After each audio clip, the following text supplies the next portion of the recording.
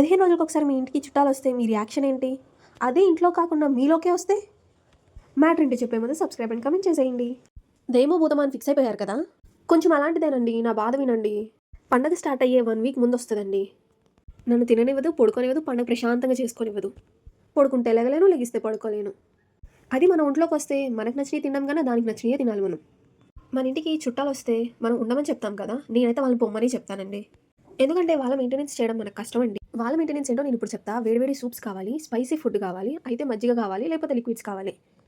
అవన్నీ మనం ఇప్పుడు మెయింటైన్ చేసామనుకో మనం 10 సార్లు చూసుకుపోవాలి. మళ్ళీ ఎక్స్ట్రా మెయింటెనెన్స్ కూడా హాట్ వాటర్, మెడిసిన్స్, ఆవిరి పెట్టుకోవడం. ఈ పాటికి మీకు అర్థమైపోవాలి నా ఇంటికి వచ్చిన చుట్టం నా ఒంట్లోకి చుట్టం వచ్చిందేంటో.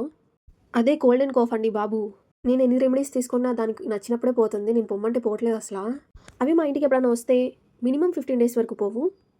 అవి నన్ను రిలేటివ్స్ అనుకుంటున్నాయి, కానీ నేను వాటిని రిలేటివ్స్ అనుకోవట్లేదు. మీరైనా చెప్పండి, కొంచెం పద్దాకా నా దగ్గరికి వస్తున్నాయి. ఒక్కొక్కసారి వీటికి కోపం వస్తే వీళ్ళ ఫ్రెండ్స్తో కూడా వస్తాయి. వాళ్ళ ఫ్రెండ్స్ ఎవరో నాకన్నా బాగా మీకే తెలిసి ఉండొచ్చు.